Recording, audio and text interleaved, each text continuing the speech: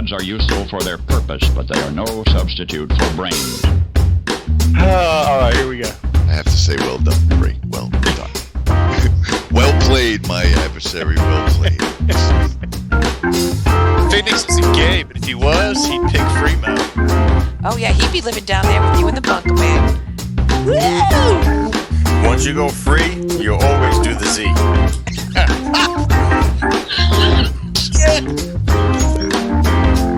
Like one day of not going to Duncan, and you could get a controller, a new Xbox, possibly even a cord.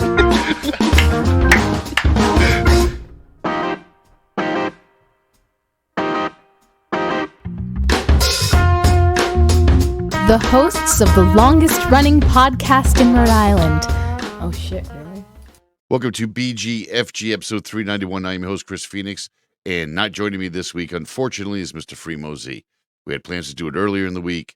Those fell through. We were going to do it again, and then that didn't go through. And you might be wondering why I'm dressed like this, like I'm not wearing a hat.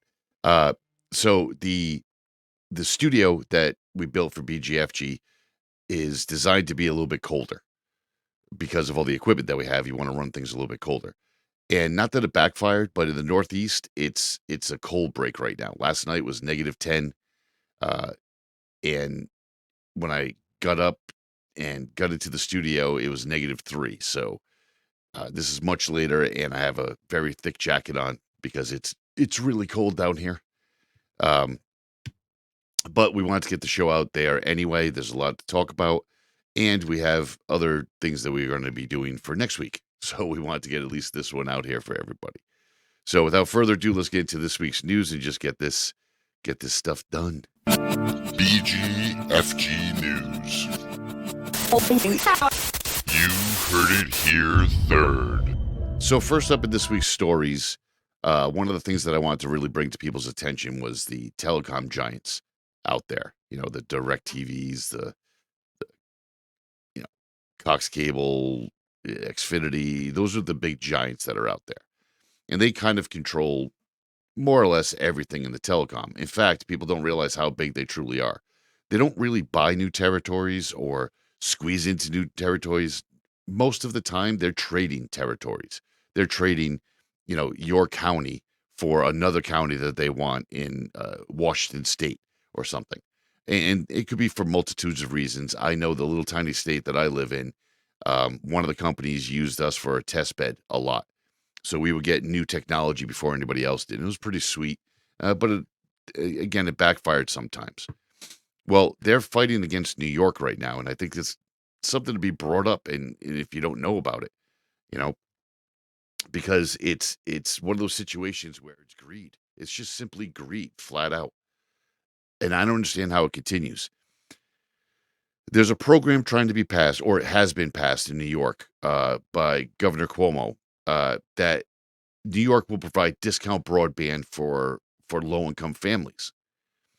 And I think that's great. And 2 weeks after Cuomo signed the bill, it would have allowed $15 a month to low-income people to get internet. Now, you might say, well, that doesn't really make sense. Well, it does, because the shift from paper to digital in billing and stuff has saved companies millions of dollars, and at the same time has really ushered in the new way. The pandemic definitely helped with that, where you could still pay bills online. There was different ways to do these things. So Verizon, AT&T, and DirecTV decided that they weren't going to have this at all. That $15 a month for low-income houses would have helped 7 million people. But then those three jackass companies decided to file a lawsuit. They said it intrudes into an exclusive federal field. What federal field are you talking about? It's basically to help people. You're still getting your money. I mean, I'm sure you're not giving them gigablast or whatever you want to call your gigabit service. You're giving them the lowest tier, maybe 30 megs down, enough for kids to do homework, enough to pay bills. 43% of families earn less than $30,000 in that group. They can't afford $50 a month just for internet, and then on top of cable or whatever else they want to use. Even if you're just looking at internet, even if you're on a fixed income, I have a lot of people that come to our shop that are on fixed incomes. They can't afford to get a higher speed internet or anything like that. And for that matter, they think it costs way too much to even have services done at their home. So they didn't even call. So they have old, antiquated equipment. The company's not going to call you and tell you you have a Toshiba modem that's about 15, 20 years old and it shouldn't be on the service. Who cares that it's affecting everybody else in your neighborhood? Doesn't matter. They just want to collect that money, and they'll keep doing that until you say otherwise. And the governor said, I thought this was very cool of the governor. The governor said that if the companies don't abide, then they're going to lose their franchises in the state. That's a big deal because somebody like an Xfinity or a Cox Communications or Charter, they're going to come in, and as soon as Verizon, AT&T, and DirecTV, which, by the way, are probably the three worst services. I deal with a lot of people that have Verizon broadband, and it's god-awful. AT&T broadband is kind of non-existent, and DirecTV does satellite, and it sucks. I know DirecTV has partnered with a lot of the local cable companies, the smaller ones that are still out there. But it sucks. It just sucks. It's awful. And I've tried them. So I like the fact that the governor said that. I think that's very cool. That he's going to remove their franchises if they don't agree to it.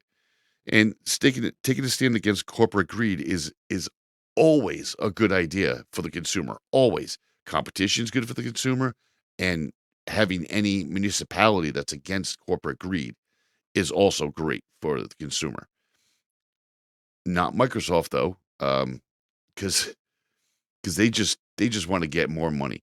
So people have complained recently, especially in the IT world. This is where I wish Freemo was here this week, especially in the IT world, about how hard Microsoft is making it, or difficult. It's not impossible, but difficult to just fire up a new version of Windows 11 without, satisfying Microsoft's greed in having you make an account with them. I get it. I understand what they're trying to do, but at the same time, it's not needed. You should just let me go into my operating system and just do what I want. Even Apple, as tight as they are with the Apple ID system and the iCloud backup system, they still don't necessarily require you to log in with that. You can still use any one of their computers without any worries. Google, I understand why they do it, because they're using the Chrome OS. The Chrome OS is literally based on your account. So I understand that. But Microsoft, come on, man, you don't need to do that. And now what they're going to do is they're going to start checking everyone's Office install. I can't tell you how many times in the course of a week that I literally have to install Microsoft Office for somebody that obviously doesn't need it. This is a lot of the Gen Xers in my generation and the ones before me that were so used to using Office, and people now too, still, you use Office at your work. And when you get home, you feel like that's the only way because you've never been told anything else. So you figure anytime you need to create a document in any way, shape, or form, you have to have Microsoft Word. And that's just simply not the case. There's Open Office, which is free. If you're on an Apple computer, there's Pages. If you are on a PC or on Chrome OS, you can use Google Docs. A lot of this show is run through Google Docs. So there's always a chance to use something else. But now another problem that I see a lot is that people buy the original version, or they've bought the 2013 version of Office for $200 something. They've had the software in their computer forever. And here we are in 2023, 10 years later, the computer's dying and they need a new one. They can't easily transfer the 2013. I think 2013 still works, but not for too much longer. Excuse me. And so what they're going to do is Microsoft's going to release an update into hotbedded, I'm sure, into a Windows update that's going to check out of support Office copies, which is 2007, 2010. Again, I see these all the time. They work. They're working just fine on the customer's computer. They don't care. 2013 is losing support in April, I believe. So they're going to let you, they're going to do a check, and then they're going to keep hounding you with their ads constantly, nonstop. I've already seen it happen with a couple of different programs. McAfee, I'm looking directly at you. Every time you're free installed on somebody's computer, if they don't activate it after a month, I think it is, it just starts popping up nonstop talking about infections and shit. I mean, even Apple, as much as people want to bitch about Apple, even Apple allows you to run stuff on the computer way after it's been vintaged. And that stuff still runs. Until the security certificates end and then you can't go online with it. But that's, again, for your own safety and the safety of the internet. If your browser doesn't have a security check or certificate done, or completed or up to date, then certain sites won't let you on their site, especially if you're dealing with money. And that's a good thing. That's not a bad thing. I can fire up one of my old Macs right in the other side of this wall, and it'll boot up and it'll run. And I can even use iWeb. I can't post it to anything, but I can still use older programs like iWeb or something like that on an Apple computer, because it still runs. As long as the computer runs, the stuff that's on it is going to run and work. The Microsoft program is going to load behind the scenes. Microsoft also failed to mention what is going to do with the data, but I can pretty much guarantee you from what I've seen, they're just going to start getting nonstop pop-ups, ads, and junk mail, essentially, that's going to remind you to update or upsell yourself to Office 365, which is now Microsoft 365. Again, the greed is just overwhelming sometimes with these companies, and it's even the stupidity of some things. There's a school over in Massachusetts, I'm never going to get it right. Minnetaug Regional High School. They've had 7,000 lights on for a little over a year and a half now. 7,000 lights, and the lighting system was built like a decade ago. And to save money, it was an automated system. But the software failed in 2021. And you think they jumped on this? No, of course not. The lights have been on continuously since then. They can't shut them off. They have no way to do it. And it's all coming out of the taxpayers' money. I'd be pissed if I was a taxpayer in that community. Like, this is dumb. Like, at the very least, you should be able to have an electrician or an electrical company or your electric company, municipality, be able to come in and put in a kill switch or a giant breaker to just break the connection to the main line. The idea that you kept this going for a year and a half is just pure laziness. And there's no way around it. I don't see how. Look, maybe there's something I don't know about it. You're right. I'm not an electrical engineer. I don't know. But it seems kind of funny that if the pole gets hit outside my house, I lose power in my house. If I shut off the main breaker over there, I lose power in my house. So exactly why couldn't you kill the power going to the school? Like, I don't get it. And when it started breaking in the news, a lot of people went to the superintendent and asked, and they just were fully aware of it. Fully aware of it. Then why aren't you doing something, you asshat? Like, that doesn't even make sense. We're doing everything we can do to fix the problem. Really? Are you? Are you doing everything you can do? Because it doesn't seem that way. Whether it's a super high sophisticated system with intricate parts or whatever, you still have a main line that feeds the building. You can't shut that off. Now they found a supplier in China that they just got sent the parts, and over February vacation they plan on fixing the problem and put it in cutoffs. I don't understand why they couldn't do that before. And at the same time, even if it was a situation where you have to worry about heat or air conditioning, I understand that you got to keep that on. You got to keep it heated. There's other solutions you could have done. There really is. This is just sheer laziness. I mean, 2 years. And speaking of stuff that doesn't make sense, have you seen the new Avatar? Do you know anybody? Because I haven't. And I don't know anybody that has seen the new Avatar. But I'll tell you what's really kind of weird. And if Fremo's here, he'd kind of agree with me. Because it's definitely spooky weird. Avatar: The Way of the Water has now surpassed Star Wars: Force Awakens. Now, I'm a huge Star Wars fan, but not a huge fan of The Force Awakens. But The Force Awakens was huge because it was the first new movie that was coming out for Star Wars, and everybody was excited about it. So now the Avatar, was it Way of the Water, I think it's called? $2.075 billion at the global office. I honestly don't know one person, not one, both at my job, people that come in. I've asked. Nobody has seen this movie. Not one person I know of has seen this movie. Director James Cameron now has 3 of the top 4 grossing movies of all time. 3 of the top grossing movies of all time. The original Avatar was $2.92 billion.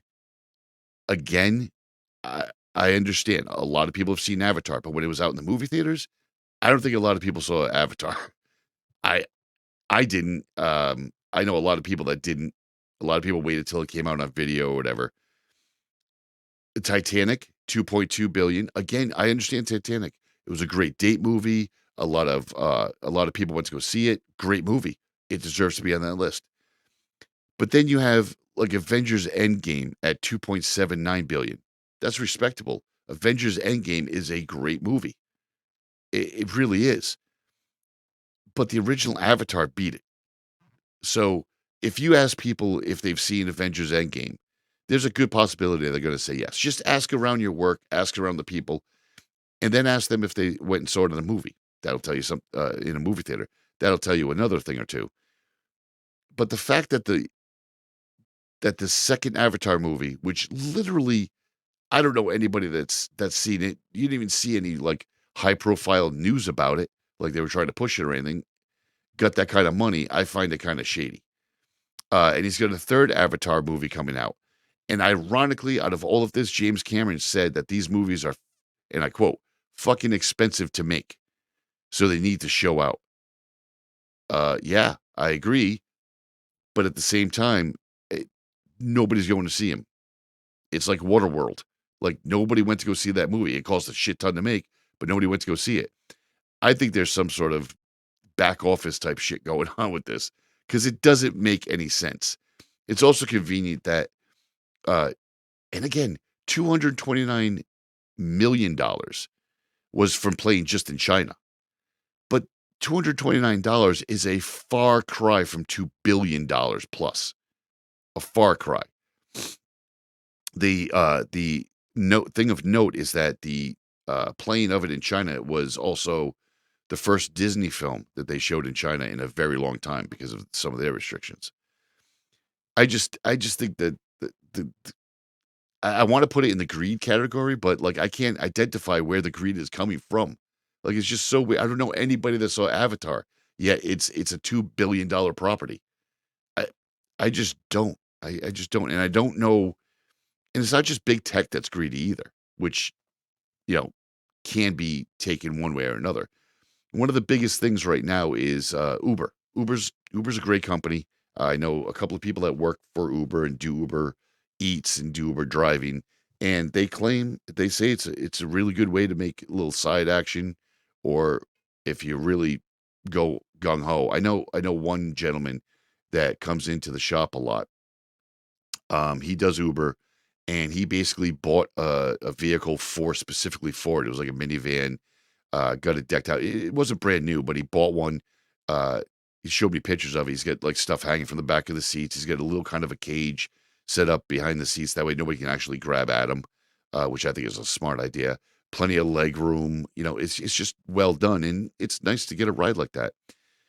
I didn't know that Uber has multiple different versions of Uber. I did not know that. I thought you just call for an Uber and that's what you get. But Uber apparently has a black high-end service. And I didn't even know that until I started reading about the Uber tiers because I was thinking about doing it a little part-time side hustle. There is actually 7 tiers that Uber has. And I started asking people, and my wife included, and nobody knew this. Each one is a different capacity and each one is a different price. So you got Uber X, which is for sedans that seat 4. You have Uber XL, which are SUVs and minivans that seat 6. You have Uber Comfort. These are the cars that seat 4 but have lots of leg room, like Cadillacs, Crown Vics, things like that. I'm pretty sure are the bigger ones. Or maybe you're an Uber driver that's just really short and you move your seat up forward and it gives people plenty of leg room. But, just a lot of leg room. That's where Uber Comfort comes in. Uber Share X are ones that you're sharing with somebody else.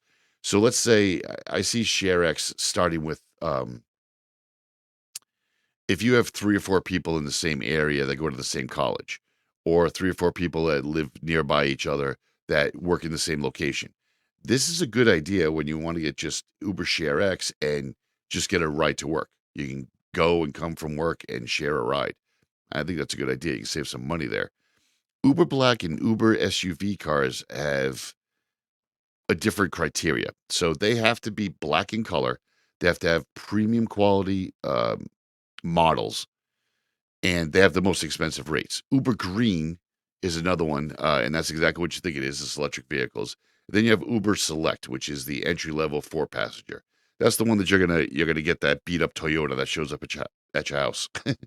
I also thought of note, it was very cool that they have Uber Assist for special assistance people, and they also have Uber Wave, which is wheelchair access. I think that is awesome. I think that is so very, very cool because I have some elderly aunts. One of them just recently had a hip replacement. This is one of those things. If they didn't drive, she'll never stop driving. But if she did, this is a nice thing to do. If you have an Uber Assist, that'll have vehicles that are low to the ground, easy to get into, people that'll help, maybe even people that are certified at certain things like healthcare. And you could pay any of these with just about any service. You could pay with PayPal, you could pay with Venmo, you could pay just about anywhere. The basic and the pool Ubers are around $9 to $11. The black and SUV black are $42 to $52. And these are average ride prices. So you can see how you're going to get a little bit more money. And especially if you're doing the black or the SUV black series and you just bought yourself a brand new black Yukon or the new Grand Cherokee, maybe. It's a good little side hustle. You're going to make a little bit of money. The black and the black SUV are around $110 to $140 per hour to get into. Again, if you're going to a special event, it's kind of a nice thing to do, especially if somebody shows up and maybe they purchased a Crown Vic somewhere or maybe even a limo. Who knows? But I thought that was very cool. I think it's I put it in the greed column because I don't think that you should have the black and the black SUV service. I get it. You want to get a little bit more money, but why? If you're using an Uber, you just want to get from point A to point B. And the black and the SUV black service, I understand that too, because maybe you want to go out for a night drinking. But I mean, paying that kind of money or basically a cab ride just in a car instead of a cab, I think that's kind of outrageous. All right, so we've gotten to that point now where we're going to start doing our music. And this week I kind of went way back old school because a musician friend of mine actually told me a little something that I part of it I knew and part of it I didn't know. Mark Knopfler, the singer of Dire Straits, was in a store in 1985. And it was, I want to say it was like a Circuit City, Best Buy type place where there was a lot of electronics. And he overheard these workers looking at the wall of TVs and talking back and forth to each other. And then he kind of followed them around a little bit, apparently. And that's how he wrote the song, Money for Nothing. It was essentially that. And that's what he did. And I thought that was just brilliant. I forgot about that story.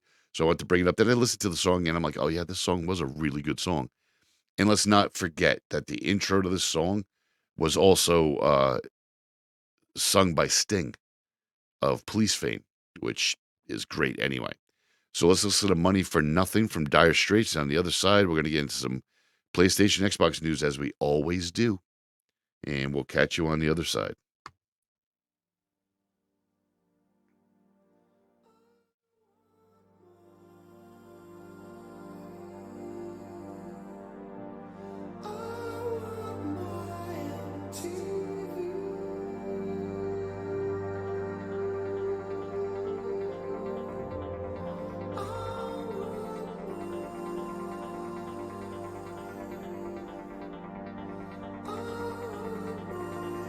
To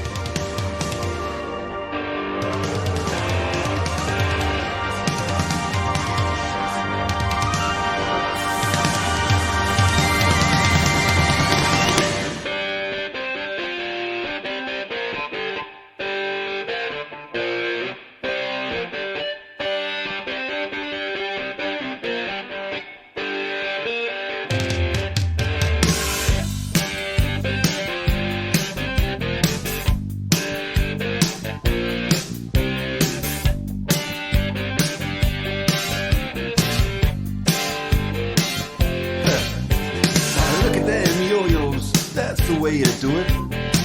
You play the guitar on the MTV. That ain't working, that's the way you do it. Money for nothing and your chicks for free. Now that ain't working, that's the way you do it. Let me tell you, damn guys ain't dumb. Maybe get a blister on your little finger. Maybe get a blister on your thumb. We got to install microwave ovens, custom kitchen deliveries. We got to move these refrigerators. We got to move these color TVs. To the little faggot with the earring and the makeup. Yeah, buddy, that's his own hair. The little faggot got his own jet airplane. The little faggot, he's a millionaire. We got to install microwave oven, custom kitchen deliveries. We got to move these refrigerators. We got to move these color TVs.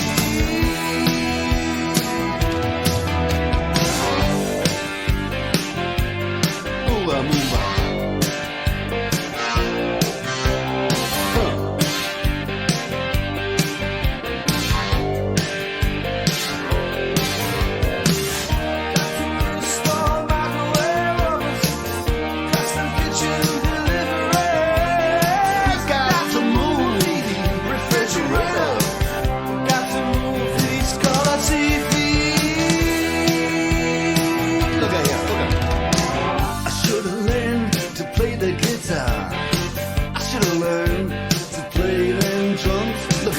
She got it sticking in the cameraman. We could have some. And he's up there. What's that? Hawaiian noises. He's banging on the bongos like a chimpanzee. Oh, that ain't working. That's the way you do it. Get your money for nothing. Get your chicks for free.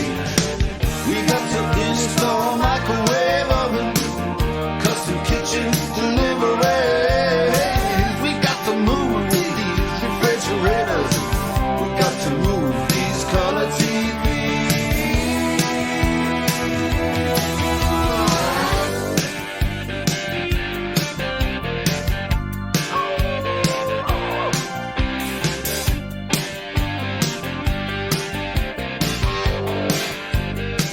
Listen here. Now, that ain't working. That's the way you do it. You play the guitar on the MTV. That ain't working. That's the way you do it. Money for nothing and your chicks for free. Money for nothing. Chicks for free. Money for nothing. And your chicks for free. Ooh, and money for nothing. Chicks for free. Money for nothing. Chicks for free. All that money for nothing. Chicks for free. Money for nothing. Chicks for free. Money for nothing. And the chicks for free. Money for nothing. And the chicks for free. Look at that, look at that.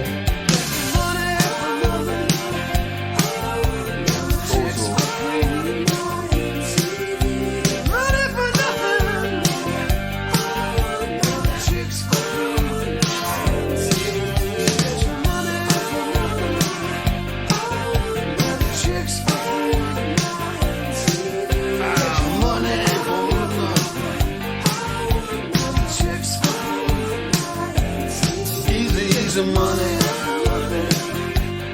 Easy, easy chicks for free. Easy, easy money for nothing. Chicks for free. That ain't working.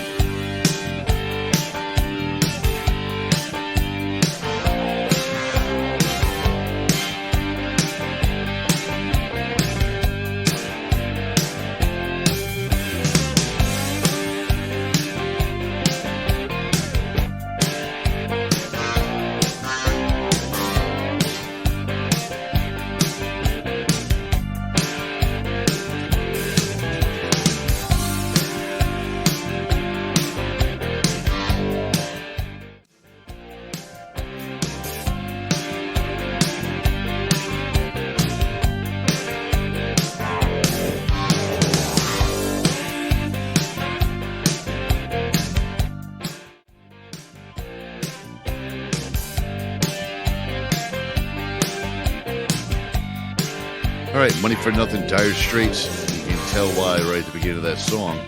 Why it's not played on the radio anymore.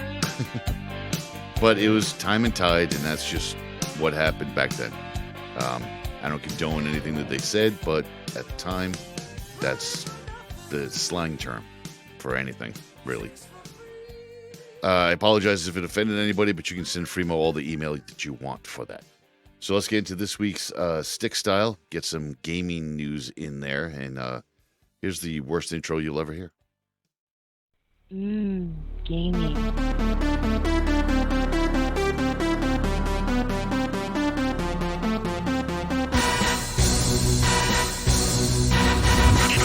So first up, before we even get to it, I know Fremo's not here, but I'm having a nice cold Modelo, and yeah, it's cold.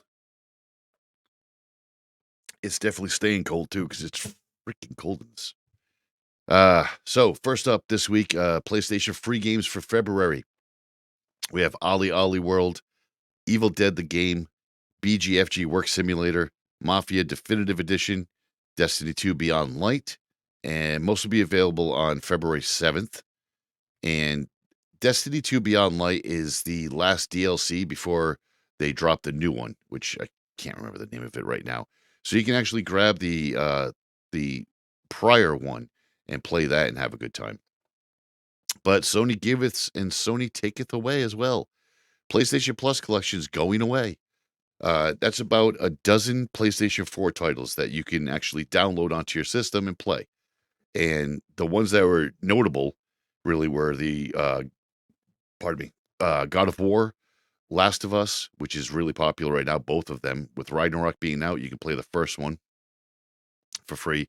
Last of Us, Persona 5, Bloodborne, Batman Arkham Knight, Ratchet and Clank, I already said Last of Us, Fremo the Burning, Battlefield 1, Uncharted 4, Days Gone, Detroit Becoming Human, and Fallout 4. One of my sons played Detroit Becoming Human, said it was excellent. Uncharted 4 I've played, that's a good one. Battlefield 1 again. Last of Us is super popular. Batman Arkham Knight is just a go-to. So if I had I've done it already, but if I was you, what I would do is I would grab an external hard drive from your local big box store and get all these as soon as you can onto a hard drive, because once they're gone, they're gone. And May 9th will be the last day you can be able to do that. It was a perk for PlayStation Plus members, but it's going away, and it's hard to tell if it's just these. I want to say it is. They'll probably shift them over to the PlayStation, like the streamable services. But there's so much on PlayStation and Xbox for that matter that you can play. I really don't think these games, these 12 to 14 games, are very popular games. If you've played them and you own them, you're going to keep playing them and you're going to own them, of course. But if you haven't, now's your chance to get them. And if they're gone, they're gone. There's so much more to offer. The fact that we've talked on the show multiple times that the PlayStation alone gives you demos now, full demos, not necessarily full, but it's a good selection of demos. You can even try these games, a lot of games, before you even play it. So grab an external drive and dump them all onto it. That way you have them. Let's see what Xbox is doing this month. Xbox Game Pass games. We have Contrast, Dream Scraper, Telling Lies, which looks interesting as a game concept. It looks like it's kind of going to remind you a lot of the game Clue, the board game Clue. I like when games come out that are not only visually good looking, but take something else, maybe pop off a different genre. You know, we have a lot of first person shooters. We have a lot of sports games. There's a bunch of those. Let's try something a little bit new. Also, they're going to be having Besieged, Crossfire X, Edge of Eternity, Ark Ultimate Survivor, Flight Simulator Australia Update, Chris Phoenix Ride to Hell, Wife Driving Edition, Infernax, I don't even know what that is, Grounded into the Woods, Total War, Warhammer 3, which a bunch of the guys I work with are playing the latest Warhammer, and they say it's phenomenal. Alice Madness Returns, which is a great game, and Madden NFL 22. So if you're a sports fanatic or a sports fan, and for some reason you didn't own Madden NFL, now's your chance to grab Madden NFL 22 and play it.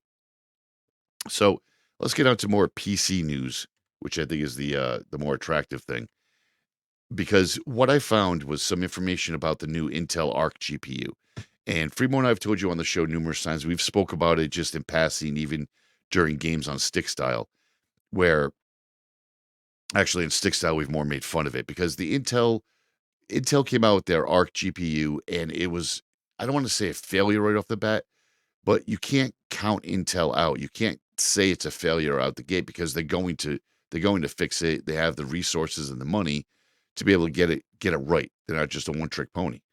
So again, we do want them to succeed because the more that you have out there in the playing field and nobody's really stepping up and being the absolute go-to, like NVIDIA makes a great card. The stick style machine that we have upstairs is a 2080 Ti, and that thing runs like a champ. Pulls 200 plus frames on any benchmark. I have down here a 6800 Red Devil. Again, you're pulling 200, 250, 300 frames in some cases on those cards. The 3080 Ti, same thing. You're going to get 300 frames. The 40 series, you're going to really do something nice. But again, AMD, you want more competition in this, and I think Intel is perfect for it. And their Arc GPU, where it came out and it wasn't that good, it is making progress.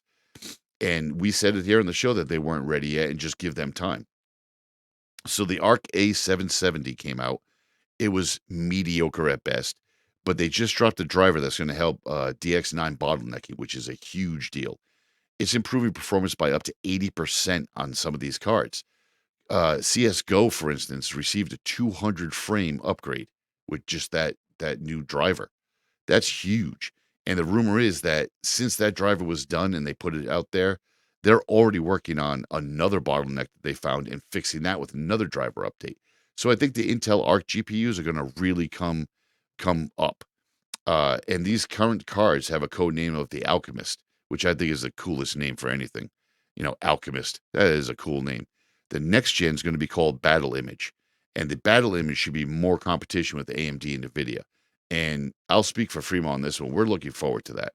I am looking forward to grabbing an Intel Arc card if I can get my hands on one for a reasonable price and just throwing it in a machine and seeing how it does. I think that's going to be really cool. And to have 3 high-end choices for playing games, I mean, that's great. And I look forward to stuff like that. That is the sort of technology stuff that people that listen to BGFG, that Fremo and I, that everybody that plays stick style with us, that's the shit that we look forward to, is when you can get the opportunity to have a wide gambit of different things. Like, you could talk to your blue in the face about keyboards and mice and which one you like better and which one you use more and anything like that. But when it comes to like motherboards and even game consoles or GPUs, I mean, those are definitive things that people argue about all the time. One of the things I'm excited about too that I didn't bring up earlier when we were talking about the Xbox Game Pass is one of the things you're going to have to play now is GoldenEye 007. This was a classic. I loved and have very fond memories of inviting several friends over and playing that game, in a multiplayer facet. It was just great. Came out in 1997. If you've never played it, I would implore you, especially if you have Xbox Game Pass, download it, play the single player at least a little bit, and see what everybody's talking about. There's something about it that makes it very compelling. There's something about that the way they made the silencer sound. It's just it's a fun game. And if you're a Gen Xer, oh yeah, this is going to bring back some nostalgia for you. Absolutely. And it's free. Just jump onto Game Pass, stream it, and you're definitely going to have some nostalgia. You'll play the single player. There is a local split screen, which isn't bad, but no multiplayer yet. There's a rumor that they're going to have multiplayer soon, but nobody from the company, as far as I've seen, has made any comments toward that. I think it's just wishful thinking. But again, it's going to depend on numbers. Remember what we talked about with greed in this episode? If the greed's there and a lot of people are downloading it and playing it, then they're gonna make a multiplayer for it. And when you get something that's that popular, fans become fanatics. That's where the word fan comes from, fanatics. There's people that play CSGO. which has been around forever, and they will play the snot out of that game constantly. There's people that will never play anything else other than Call of Duty and Madden. There's people that will play, I get kids that come to the shop all the time and they play Minecraft and Fortnite. That's all they play. There's other kids that come in there that play Roblox and that's it. There's people that play World of Warcraft and that's it. There's fanatics everywhere. But the strangest fanatics by far, in my opinion, is the people that play War Thunder. War Thunder fans are just lunatics, simply lunatics. From what I can tell from reading some of the forums and things and watching some clips from gameplay and such, these are people that are either wannabe military people, retired military people, or people that are currently in the military and just like playing games. But they are absolutely batshit crazy. And there's been more leaks that come out of the War Thunder forums than anything else. And we've talked about these fans before that leak classified documents. On January 18th, user Ranch Sauce 39 shared the scanned F-15 Eagle manual. Right there. Just PDF. Here you go. Just to prove his point in a forum argument. And then there was some military shit slinging that was going on. Now, you've had people release the F-15 Eagle manual, the F-16. There was a French tank that got released. There was even a guy that had a round from a Chinese tank and actually showed a picture posted on the forum of the schematic, the schematic of the round itself and the round sitting on the table. I mean, you got to love it because the balls that they have is, I can't even with them. I can't even. And if you follow Stick Style on YouTube, then you should. If you don't, then you've seen the unboxing video that I did for the PlayStation DualSense controller. So I spent some time with it. It's right over here. Let me see if I can grab it real quick. It's right here, the DualSense. It's really nice. Like I said in the review, it's about the same weight. There's nothing to write home about with that. I think it's a wonderful controller. It's a good upgrade to what you have on the PlayStation by itself. I think it's really good. The flappy paddles on the back, depending on what game you're doing, I've used this so far for shifting, both the nubs and the flappy paddle. There's no other way to say it. I don't know of any other way. So I'm going to call them the nubs and the flappy paddle. The nubs are the little buttons, for lack of a better term, and the flappy paddles are exactly what you see on the Xbox versions. I've got to play with them for a while. I've played some God of War. I've played some Gran Turismo. And a couple of other games, just random stuff. I did 2K22 wrestling. That was really, I mean, you can use them, but you really have to remember that you have them where you have them. I think some of the buttons, when you put the flappy paddles on, are very good for twitch actions. Like if you're braking really hard, then maybe make the other buttons in the back, the flappy paddles or the nubs, make them a brake as well. I think it's a very good system. I like having triggers that I can adjust to hair trigger or not. I think the interface, and you'll see it on the video at Stick Style, the YouTube channel, you'll see that I do like the interface. I think the interface is well done with a lot of adjustments that I can make. And I can flip the different profiles right there on the screen. Whereas with the Xbox One, you actually have just a button that you switch profiles. And a light that lights up to tell you which one it is.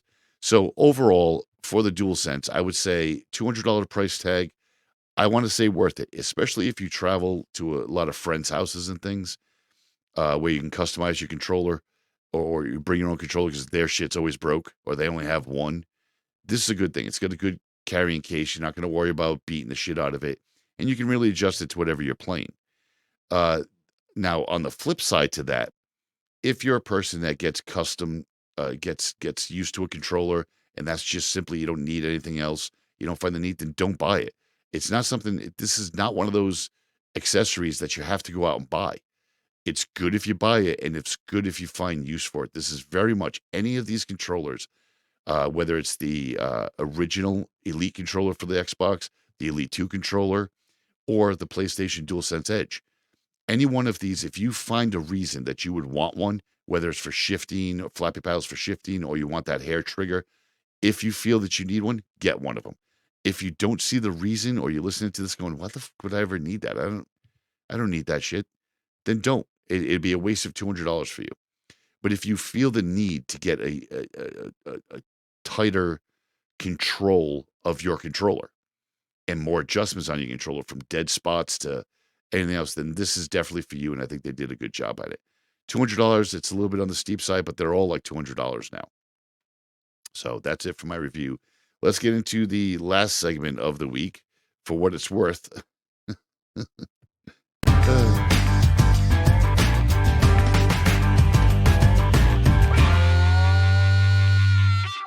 So first up, and for what it's worth this week, we're gonna call this category the "Take My Money" category, because I found a website called Cherry Tree, and Cherry Tree are making some very cool computer cases. I'm a big fan of computer cases. Build a lot of computers. Fremo does as well. I do it a lot both at work and here, and we build a lot of them. And you're always looking for that next new one that's pretty hot. You have your standard size cases, and then it's more about the airflow. How good of the airflow? You'll have airflows. Some of the NXT cases, NZXT cases aren't good airflow. Some of the cheaper cases you can buy don't really have good airflow. You're looking for good airflow on these. I feel the Corsair ones do the best. But like I run a Crystal 680 on this one, which I have a picture up in the show right now, which is an extra wide case because I can't stand cable management. I'd rather just tuck it in the back and be done with it. That's just me. I like this case. I've always liked this case. Plenty of room, plenty of airflow. But what Cherry Tree is doing is they're making Star Trek specific cases. They have one called the L-Cars, which I have the picture up now, which is very similar to my case, except they painted the side of it to look like an L-Cars terminal, which is the computer terminal in Star Trek. Very, very cool. But what is really cool, that case right there, by the way, is $160. That is not a bad price for a case, especially something that's customized. What they're really making that's cool is their Borg Cube case. So the Borg Cube case is the coolest case I've seen in a very, very long time. It's expensive. It's $400. With the fiber optics, you add another $100. That's going to get you $500. But if you look at the picture in the show notes, click on the link. If you're listening, whenever you get to stop, or you're watching this on video, you'll see the case. And the case looks really cool with all the LED lights. And on the inside of it, there is plenty of room. It's not like they just built a box and just decided to, hey, will a computer fit in it? Sure. No, they actually thought it out. And a lot of the cutouts of the Borg Cube around it have actually little vents in them. So it will additionally vent air, which is really nice. They are all officially licensed to sell the Star Trek products, which is great. The ATX motherboard will fit in it, which is awesome. You can also have them custom build one for you. And they also have a Borg Cube in white, which I don't really like, but they have a white one, which is great. It's very forward-thinking and very futuristic, in my opinion, on how they built that case. I like it a lot. I think it's a wonderful thing. Another thing that's very futuristic that I found this week is data crystals. For years, for decades, we have watched sci-fi as Gen X and seen things like flying cars. Never going to get them. Jetpacks, barely have them. And data crystals or high-density memory modules that we see pop in and pop out. I mean, you're talking all the way back from the 60s in Star Trek. You would have these massive amounts of data on these little, again, back then looked like floppies, later became floppies. A lot of things I can tell you for a fact, being in this industry, a lot of things come out of Star Trek. A lot, because Star Trek is based more on fact, where Star Wars is more on fiction. Star Trek, we can go into a whole thing on Subtopia Null about the background of that, but a lot of things like Spock's tricorder became a tricorder, and they kind of named it that when I was in the cable industry, there was a couple of cable scanners or readers that look like that tricorder, and you would plug your cable into the top of it and flip it open just like Spock did to get your readings and your signal levels. Data crystals was one of those things. Data crystals were very much these crystals that you would be able to keep data on. and it'd be button size, and they'd hand it off to somebody, and be careful with that. It's a lot of data. It's been going on forever. Well, the team at the University of Southampton actually created it, which I think is the coolest thing. They use high-speed lasers to put the data onto the crystals, and I have a picture of it right here, and that's got the Hitchhiker's Guide to the Galaxy on it. Right now, it can handle about 500 terabytes of information. That is a lot. That is a lot. How to read it, when's it going to become commercial? But the idea that you have that ability to have something that small and have that much data on it, that's futuristic right there. The future's now, and it's great. I look forward. This is the type of stuff that you see Intel Arc, this data crystal, even a different case build like a Borg cube. This is what Fremo and I were talking about last week, where there's something else coming. There's a next step. We're kind of plateaued on everything right now. Where's the next thing? Is it VR, AR? ChatGPT is big. Where's the future going to go? We're at that cusp now, people. Pay attention, listen up, and look at your news, because the future is right now. The breakout item is going to come very soon. It's inevitable. And I'm just happy that I'm going to be here for it, and I look forward to bringing it to everybody here on the show.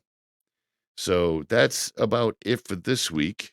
I think probably going to do some gaming, see when Fremo's getting out of work today, and maybe he'll join us for some Horde or something. But you can catch us over on Stick Style this afternoon, that for sure. And that's it for this week. Tense Down, show's over. So you can find more of this garbage at bgfgonline.com. You can also send us an email with your questions or suggestions at bgfgshow@gmail.com. Find our podcast on Apple Podcasts, Spotify, Google Podcasts, Stitcher, Overcast, Podcast, Castro, Castbox, Podchaser, and YouTube. Thank you for listening.